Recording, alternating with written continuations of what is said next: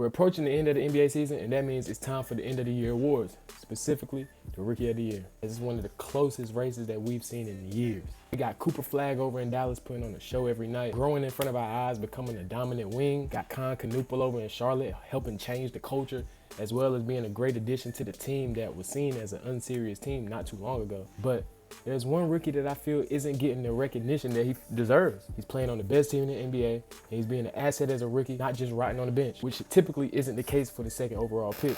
I mean, he's only averaging 22 minutes a game, and personally speaking, I feel with those 22 minutes a game and the stats he's putting up, he deserves to be in the Rookie of the Year conversation. Honestly, forget it, I'm gonna say it. Dylan Harper is the best rookie out of this class. Before we get into the numbers and me trying to persuade y'all that Dylan Harper is the best rookie out of this class, we got to acknowledge a few things. Flagg is a beast. He's honing his game each and every night over in Dallas, as we've seen. At first, he was real tentative. Now, he's aggressive each and every night, putting up 21, 6, and 4 with plenty of room for improvement, not to mention a couple of 40 and 50-point games. But, I mean, what is he really playing for? I mean, at the end of the day, they won like 25 games. So what is he playing for at the end of the day? But that's typically normal for a number 1 overall pick. He's still getting his reps, important reps, but different type of reps.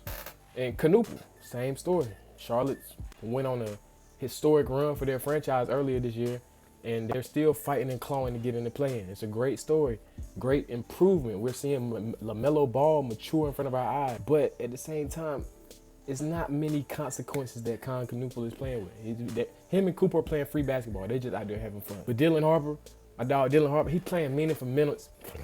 He's playing meaningful basketball every single night. Every single night. Playing for a team poised to make a championship run. And personally speaking, my favorite to win the championship, if everything goes as it should, no one gets hurt, no one gets injured, he will be an integral part in them doing so. As a rookie, his game is mature beyond his years. I mean, he's a paint touch demon.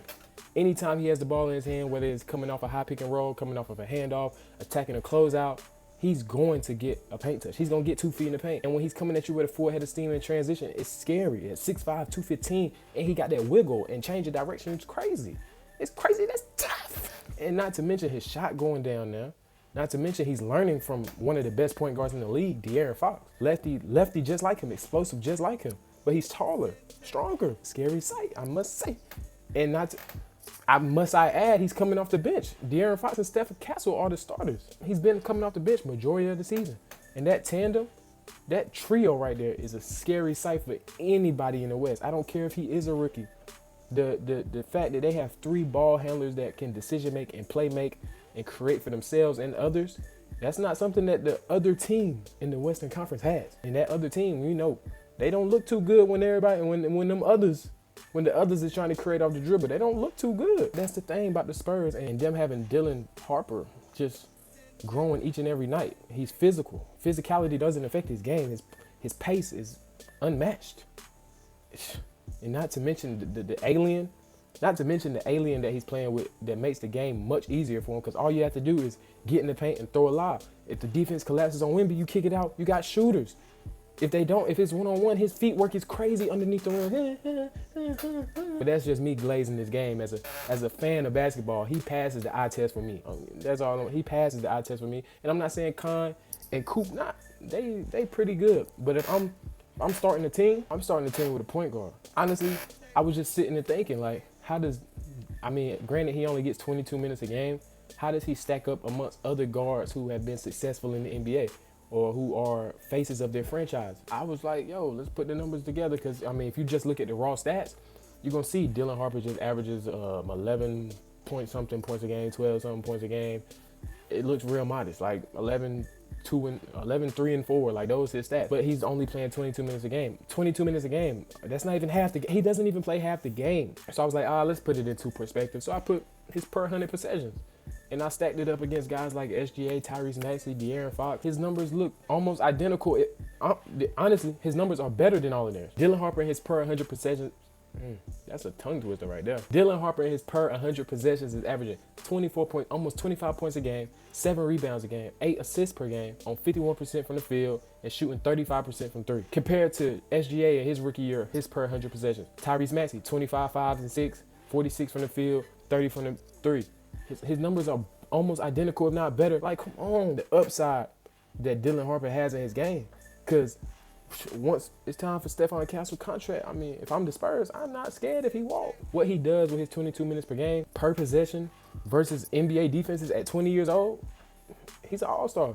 Especially with the old guard they about to go. Like, come on. And I just wanted to get that glaze off. Because if you compare him to the other rookies, it's like, it's only 2 rookies ahead of him, which are going to be the rookies of the year. I'm not denying that, but I'm saying this rookie right here should get more attention. So I'm not a big numbers guy, but I feel like some numbers are beneficial to look at when analyzing a player. Defensive rating, offensive rating, field goal percentage, 3-point percentage, and where they're scoring at. But in this instance, I just wanted to see the net rating of Dylan Harper when it comes to the other rookies. And when it comes to the other rookies, he has the best net rating of almost a +10. Knueppel has a +6. Cooper Flagg has a -6 net rating. And VJ Edgecombe has a 0.3 net rating. I mean, when he's on the court, he's effective. I mean, granted, he's on a great team. Again, he's on a great team. But when he's on the court, he's not a liability towards his team, which is usually the case when a young guard comes to the NBA. They have to work their way in and find their way within the league, especially when you're on a team that's poised to make a deep run. When you come to the league on a team, first of all, you're the 2nd overall pick. The 2nd overall pick of a team, their team usually sucks. But he lucked up and got to the Spurs, who are going to be scary for the next couple of years, and has been producing at a high level. And he's not just rotting on the bench. He's on a team that is, since February 1, has been 26-3, which is the best record in the league at that time, and still tops in the league in offensive rating, defensive rating, and net rating as a team. You have to reward winning, man. And during that period, Harper has only gotten better, as he has shown growth constantly throughout the season. As early on in the season, he was battling a calf injury, had to sit out a couple games, was getting his feet wet in the league, was only shooting like 24% from the 3. Like, yeah, that's horrible. But he was Rondo. But as time's going on, over the last 19, 20 games, he's shooting 58% from the field and 56% from 3. Like, 58% from the field, 56% from 3? Come on, stop playing with him. And with a player like that, with his size and his speed, if you want to guard him up close, you're done. If you back up, he knock down 1 or 2 of them, you're at his mercy. He's so strong. If you do back up off of him, he's going to eat up that space. Like, he's a well-rounded player. He don't need the ball at all times. He can play off the ball. He can play with the ball. He can play in transition, get the feet in the paint. I can't stop. He's my type of player. If I'm a coach, this is who's my future. And you compare that to rookies like Knueppel, who started out scorching hot, probably one of the best shooters in the NBA the first 50 games. But over the last 20, I mean, he's shooting around 43% from the field and 39% from 3. That's still good, but he's cooled off from where he was at earlier in the year. You see, one rookie is constantly evolving, and he's hitting his peak right at the right time as the playoffs are approaching, and one rookie is maybe hitting that wall. Maybe the minutes are starting to play a toll on him. Lastly, I do think that winning should play a factor in the Rookie of the Year race, especially when you have 3 or 4 top-tier rookies who have been playing at high levels right now. You don't have to be the #1 seed, but if you are one of the top 5 to 6 teams in the league, I feel like you deserve to be rewarded for your efforts. Not to mention, if you are the best team, you are the point guard, the 6th man for the best team in the NBA, who's been 26-3 since February 1, who has the best offensive rating in the league, who has the 2nd best defensive rating in the league, who has the best net rating in the league. If you are a part of that team, and you, when on the court, have a +10 net rating throughout the season, you are the Rookie of the Year. Like, come on now. We're going to compare what Flagg is doing. Yes, he putting up 40, he putting up 50, he's dunking. You got 25 wins. You're not going to the playoffs. You're not playing meaningful basketball. You're building for the future, yes, but you're not playing meaningful basketball. Knueppel had a great run, but they're fighting for a playoff spot. VJ Edgecombe came in strong. The Sixers are hanging on. Like we have to reward winning. All that being said, I know, you know, everyone else knows, Dylan Harper is not going to win the Rookie of the Year. As I do believe that they will make it a co-Rookie of the Year with Con and Coop, like they did with Jason Kidd and Grant Hill. But I just want to note that one more Rook should be in the conversation, if anything, and it should be the first ever 3-way tie. Maybe the box score may not look all flashy every night, but the production is there. Let me know what y'all think, and until next time, salute.